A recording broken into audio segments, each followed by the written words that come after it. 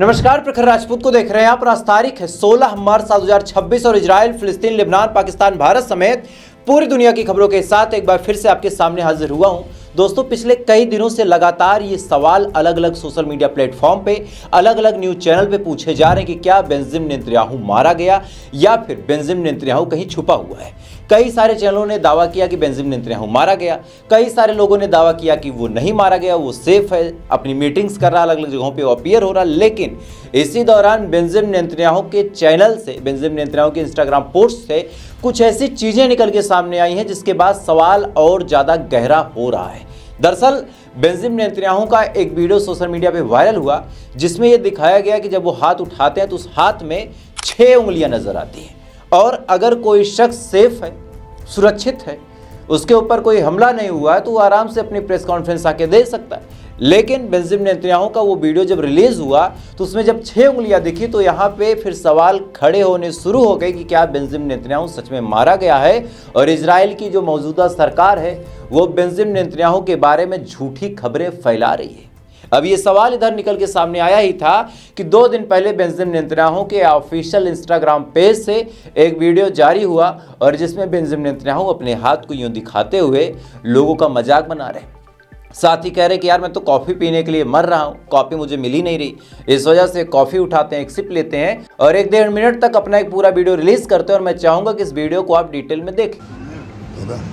מה שאלת אותי? ראש הממשלה אומרים ברשת שאתה בכלל מת? אני מת על קפה, אתה יודע מה? אני מת על העם שלי. איך הם מתנהגים, פנטסטי. אתה רוצה לספור את מספר אצבעות? אתה יכול להראות לנו? פה. פה. ראית? יפה מאוד. לחיים. ראש הממשלה מסר לאנשים שיוצאים ומתאווררים? לצאת להתאוורר, אבל ליד מרחב מוגן. והעמידה שלכם היא מדהימה, נותנת כוח לי, לממשלה, לצה"ל, למוסד. אנחנו עושים דברים שאני לא יכול לשתף ברגע זה, אבל עושים דברים מכים באיראן חזק מאוד, גם ביום הזה, גם בלבנון, ממשיכים. אתם אומרים לי להמשיך? אני אומר לכולכם, גם אתם תמשיכו. תמשיכו להישמע להוראות פיקוד העורף, כל הזמן, להישמע להוראות פיקוד העורף, וגם לראשי הערים, להיות תמיד ליד מרחב מוגן. ואנחנו נקל ככל שהדבר ניתן. ותודה לך על הקפה, הוא מצוין. אני לא יודע לגבי הקלוריות, זה נראה לי מסוכן מאוד. पहली नज़र में दोस्तों आपने ये वीडियो जब देखा तो आपको लगा कि यार तमाम खबरें फालतू प्रोपेगेंडा वाली चल रही थी। बेंजामिन नेतन्याहू सेफ हैं, कैफे में कॉफ़ी पी रहे हैं, उन्हें कोई दिक्कत नहीं, कोई परेशानी नहीं। लेकिन यही तो बहुत बड़ी ऐसी बात निकल के सामने आती जिसके बाद अब इस बात की तरफ इशारा और तेज़ हो गया है कि बेंजामिन नेतन्याहू शायद सच में मारा जा चुका है। दरअसल इस वीडियो को अगर आप ध्यान से देखें और मैं आपको फ्रेम दर फ्रेम दिखाने की कोशिश करूंगा कि जब बेंजामिन नेतन्याहू कॉफ़ी उठा के पीते हैं या फिर कॉफ़ी जब उठाते हैं तो उस हाल में वो कप हिलता ही नहीं है। आमतौर पे आपके हाथ में अगर भरा हुआ कुछ कॉफ़ी हो, कोल्ड ड्रिंक हो, आप उठाएंगे, हाथ से ग्लास दबता है तो थोड़ा सा छलकता है। लेकिन बेंजामिन नेतन्याहू ने जिस कप को उठाया वो कप बिल्कुल भी नहीं छलक रहा था। उसके बाद देखिए बेंजामिन नेतन्याहू ने जब कॉफ़ी पी, एक सिप लिया कॉफ़ी का और पीने के बाद उसको रख दिया। रखने के बाद क्या हुआ कि उस कप में इतना भी कॉफ़ी कम नहीं हुआ। मतलब एक आदमी अब तक खुद अपने वीडियो में बोल रहा है कि मुझे कॉफ़ी पसंद है, मैं कॉफ़ी पीने के लिए आया हूँ, बहुत दिनों बाद आया हूँ, और वो कॉफ़ी पीता है, कॉफ़ी रखता भी है और उसके बाद भी उसमें से एक बूंद कम नहीं होता। तीसरी मेजर चीज़ जो मैंने नोटिस की कि बेंजामिन नेतन्याहू जब अपनी जैकेट में हाथ डालता है तो जैकेट ऑटोमेटिकली बड़ी होने लगती है। अब यहाँ पे ये 2-3 सवाल ऐसे हैं जिसके बाद अब अलग अलग जो एजेंसीज हैं जो जांच पड़ताल करती हैं, चाहे ग्रुप हो गया चाहे जो और हो गए, उनसे जब पता किया गया तो पता चला कि इस वीडियो के एआई होने के चांसेस 80% से ज़्यादा हैं, क्योंकि कई सारी ऐसी डिटेलिंग इसमें है जो एक साधारण वीडियो में फ़ोन से शूट किए हुए वीडियो में नहीं होती। अब सुनिए, बेंजामिन नेतन्याहू की प्रेस कॉन्फ्रेंस की तस्वीर आपको एक साइड में दिखा रहा हूँ और दूसरी साइड जो वीडियो इसने रिलीज़ की उसको मैं दिखा रहा हूँ। अगर प्रेस कॉन्फ्रेंस की वीडियो को देखें तो चेहरे पे, चूंकि 70-80 साल इसकी उम्र है, यहाँ पे शिकन है, लेकिन इसके इस ओरिजिनल वीडियो में एक भी शिकन नहीं है। साथ ही अगर चेहरे के शेप की बात करें तो एक में चेहरा ऑलिव शेप का है, एक में स्क्वायर शेप का है। तो क्या इतनी ज़्यादा चेंजेस, इतने ज़्यादा परिवर्तन बेंजामिन नेतन्याहू के अंदर चंद महीनों में आ गए या फिर एक हफ्ते में आ गए? क्योंकि एक हफ्ते पहले बेंजामिन नेतन्याहू का चेहरा दूसरी तरीके से दिखता था, दूसरे हफ्ते बेंजामिन नेतन्याहू का चेहरा दूसरी तरीके से दिख रहा। हालांकि जब ये तमाम डिटेलिंग वाली चीज़ें लोगों ने काउंटर करनी शुरू की तो बेंजामिन नेतन्याहू की पीआर टीम ने एक दो तस्वीरें और साझा की जिसमें दिखाया कि जिस कैफे में बेंजामिन नेतन्याहू गए थे वहां पे कुछ लोगों ने फोटोज खींची थी। वो तस्वीर भी आपको स्क्रीन पे दिख रही होगी। लेकिन जितनी चीजें मैंने आपको बताई और बड़े बड़े जो एक्सपर्ट हैं उन्होंने भी उन चीजों को जब नोटिस किया तो बड़ा सवाल दोस्तों निकल के सामने आया कि शायद बेंजामिन नेतन्याहू सेफ नहीं है। या तो बेंजामिन नेतन्याहू के बारे में जो खबरें चल रही हैं वो खबरें सच हैं, या फिर बेंजामिन नेतन्याहू इजराइल छोड़ के कहीं भाग चुका है और आवाम में ये पैनिक ना फैले, आवाम डर न जाए। इस वजह से बेंजामिन नेतन्याहू ने ये झूठी इमेजेस, झूठे वीडियोस जारी करवाने शुरू किए ताकि लोगों को लगे कि बेंजामिन नेतन्याहू पब्लिक के बीच में ही हैं। खैर, इधर ये तमाम चीजें दोस्तों चल रही, इधर इजराइल के ऊपर ईरान ने लगातार हमले किए हैं। सबसे पहले आप देखिए कि जो ईरान की सरकारी मीडिया है उसने खुद बताया है कि सैकड़ों ड्रोन इजराइल के खुफिया विभाग के ऊपर, इंटेलिजेंस यूनिट, पुलिस, आर्मी, इन तमाम चीज़ों को टारगेट करते हुए लॉन्च किया गया। और मैं चाहूंगा कि जो सोशल मीडिया पे वीडियो प्रसारित है उस वीडियो को आप देखें।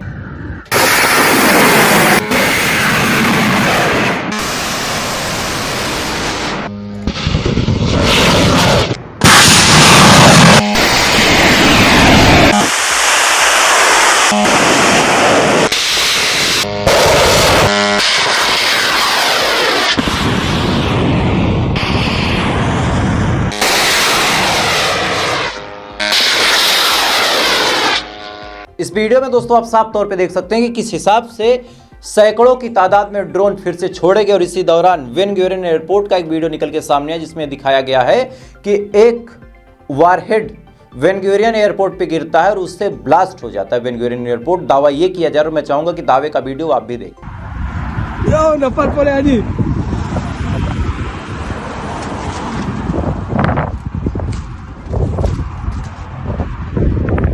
इस वीडियो में दोस्तों आप साफ तौर पे देख सकते हैं कि बेन गुरियन एयरपोर्ट को बकायदा निशाना बनाया गया है एक बार फिर से, और साथ ही सैकड़ों की तादाद में ड्रोन फिर से ईरान ने छोड़े हैं। और अब सुनिए डोनाल्ड ट्रंप का रोना, आप सुन लीजिए, सुनने के बाद आपको हंसी आ जाएगी। आप सोचिए एक ऐसा देश जिसके पास तमाम टेक्नोलॉजी है। फेसबुक किसका? यहूदियों का, अमेरिका का। इंस्टाग्राम किसका? यहूदियों का, अमेरिका का। यूट्यूब किसका? अमेरिका का। ट्विटर किसका? अमेरिका का। ग्रोक किसका? एलोन मस्क, वो भी अमेरिका का। कोई भी सोशल मीडिया प्लेटफॉर्म आप उठा के देख लें, सारी चीजें अमेरिका की है, सारी टेक्नोलॉजी अमेरिका के पास, सारा एआई अमेरिका के पास, सारी जो डीफेक एआई की वेबसाइट्स होती है वो सब अमेरिका के पास। इसके बावजूद भी आज डोनाल्ड ट्रंप ने पोस्ट करके रोना रोना शुरू किया कि ईरान वाले फर्जी वीडियो बना के वायरल करते हैं, ईरान वाले एआई से वीडियो बना के वायरल करते हैं। ऐसे वायरल वीडियो से हमारा नुकसान ज्यादा दिखाई देता है। आप सोच के देखिए कि एआई वीडियो बना बना के कौन जारी कर रहा है।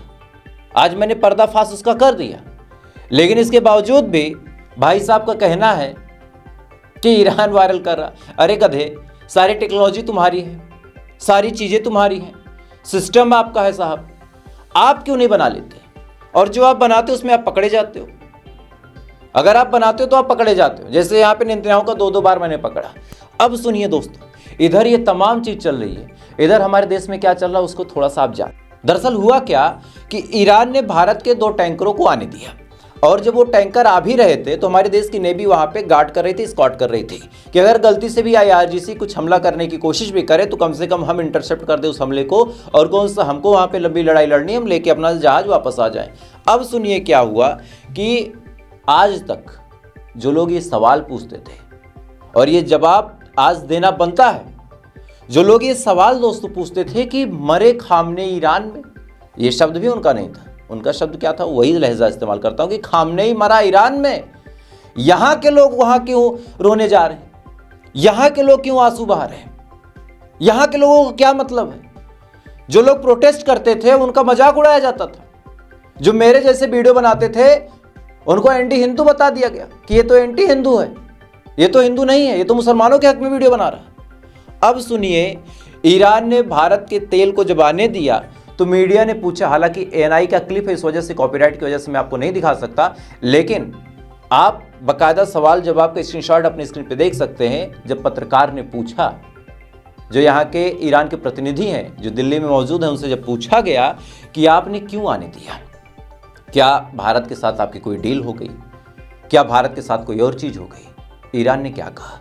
ईरान ने यह कहा कि भारत के अधिकांश लोगों ने 80% लोगों ने खामनेई के मरने पे वो शोक मनाया था जो शोक ईरान के लोगों ने भी नहीं मनाया था।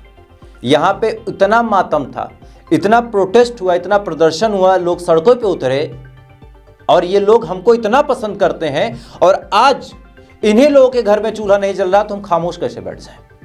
अगर हमारे रहबर के मरने पे भारत के लोग शोक मना रहे थे और आज हमारी जंग की वजह से भारत के लोगों का चूल्हा ना जले तो हमारे लिए कितनी शर्म की बात है।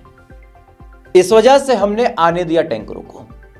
मतलब यहां पे साफ तौर पे ये बात कर दी कि भारत सरकार से कोई डील नहीं हुई, भारत सरकार के साथ कोई बातचीत भी नहीं हुई, भारत सरकार कुछ भी करने में असमर्थ थी। लेकिन भारत की आवाम ने जो काम किया था आज के 15 दिन पहले, उसी काम का रिजल्ट है कि चाहे दुनिया में किसी के भी जहाज को रोका गया हो, चाहे पूरी दुनिया में किसी भी चीज को छोड़ दिया गया हो, लेकिन भारत के जहाज सकुशल वापस आ रहे हैं। एस जयशंकर साहब ने भी साफ तौर पे कहा कि हम बातचीत कर रहे हैं, निगोशिएट कर रहे हैं, लेकिन ईरान के साथ अभी तक हमारी कोई डील नहीं हुई। ये बात एस जयशंकर साहब ने बहुत क्लियर कट अंदाज में बोल दी। लेकिन इसके बावजूद भी ईरान अगर भेज रहा है तो हमारे आपके दम पे भेज रहा है। सरकार का इसमें कोई योगदान नहीं, इस बात को आप समझिएगा। ये हमारी आपकी ताकत है, हमारी आपकी इंसानियत का आपको रिजल्ट मिला, हमको रिजल्ट मिला कि वहां से हमारे एलपीजी के कैरियर आ रहे हैं। चूंकि हमने बड़ा दिल दिखाया था ईरान के लिए, ईरान के साथ कंधे से कंधा मिला के हम खड़े थे, दैट्स वाई आज ईरान हमारे लिए ऐसा कर रहा।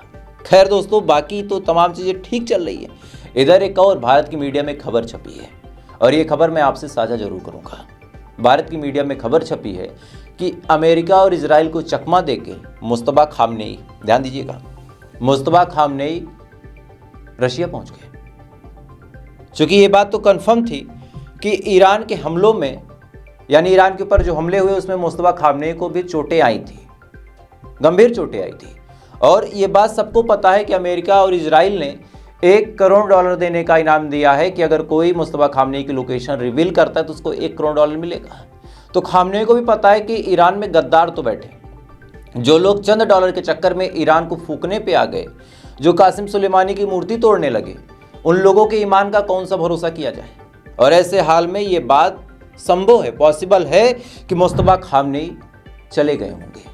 बहरहाल क्या सच्चाई क्या नहीं इसके बारे में कंफर्मेशन के साथ आपको नहीं बता सकता, लेकिन हाँ खबर थी तो मैंने आपको हिंट दिया। लेकिन हाँ, अब सुनिए, ईरान की मिसाइलों के बारे में अक्सर ये कहा जाता है कि जब ईरान मिसाइलें छोड़ता है तो हजारों लाखों की तादाद में जो इजरायली हैं वो बंकरों में चले जाते हैं। बंकर में चले गए, मिसाइल का हमला हुआ, सायरन बजते, उसके बाद इंटरसेप्टर लॉन्च हुआ, इंटरसेप्ट हुआ तो ठीक, नहीं हुआ तो भी कोई दिक्कत नहीं, लोग तो सेफ हैं। लेकिन आज एक वीडियो सोशल मीडिया पे बड़ी तेजी के साथ वायरल हो रहा और मैं चाहूंगा कि इस वीडियो को आप ध्यान से देखें। ये वीडियो दावा किया जा रहा है कि इजराइल के एक शेल्टर होम का है और इस शेल्टर होम के ऊपर मिसाइल गिरी। शेल्टर होम यानी जो बंकर बंद था, जो बंकर बने थे कि इस पे बम मिसाइल गिरे कोई दिक्कत नहीं होगी, वो बम ही तबाह हो गया, मतलब वो बंकर ही तबाह हो गया। वीडियो देखें। This used to be a synagogue. What you see down there is a bomb shelter. When sirens were sounding, people ran to the bomb shelter of the synagogue. They ran here on a Sunday afternoon, not knowing it would be their last. The missile hit the synagogue directly, and the roof of the synagogue collapsed under the impact of half a ton of explosives of a ballistic missile. This is what a ballistic missile does to a site. इस video में दोस्तों आप साफ तौर पे देख सकते हैं कि जिस हिसाब से वीडियो में दावा किया जा रहा है कि एक बंकर के ऊपर मिसाइल गिरी तो उस बंकर का क्या हाल हुआ। और अब आप सोचिए कि ये लोग अपने आप को सुरक्षित महसूस कर रहे हैं ईरान के हमले से, लेकिन ऐसा नहीं कि अगर ईरान हमले कर रहा है तो इजराइल और अमेरिका के हमले बंद हैं। आज तेहरान पे भी अटैक की कुछ तस्वीरें आई हैं और मैं चाहूँगा कि उन तस्वीरों को भी आप डिटेल में देखें।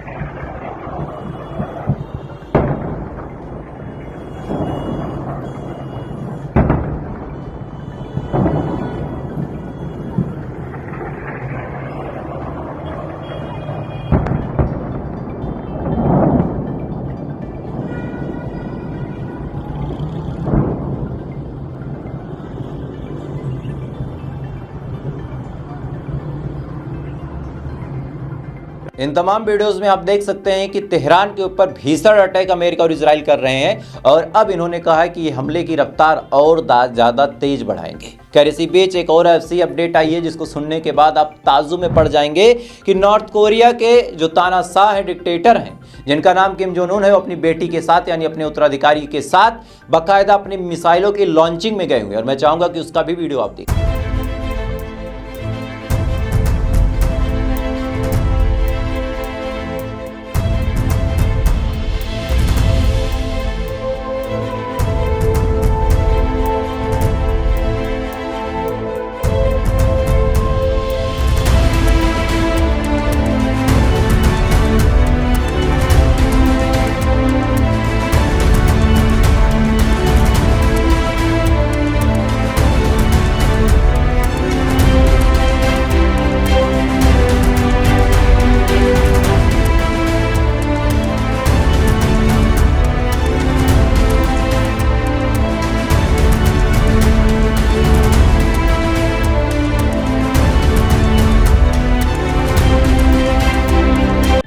अब इस तरह से अपनी मिसाइलों की लॉन्चिंग की प्रैक्टिस करवाना कहीं ना कहीं दोस्तों ये बड़ा सवाल भी उठाता है कि क्या आने वाले टाइम में नॉर्थ कोरिया भी इस जंग में कूद सकता है, और कूदेगा तो इससे अमेरिका को कितना बड़ा नुकसान होगा, ये आने वाले टाइम में मैं आपको डिटेल में बताऊंगा। इस वजह से अगर आप चैनल पर नए हैं तो सब्सक्राइब जरूर कर लें। बाकी थोड़ी देर बाद आपसे फिर मुलाकात होगी ऐसी किसी खबर के साथ। तब तक आप अच्छे रहें, खुश रहें, अपना ख्याल रखें, अपने देश का ख्याल रखें। जय हिंद, ऊपर वाला की बात।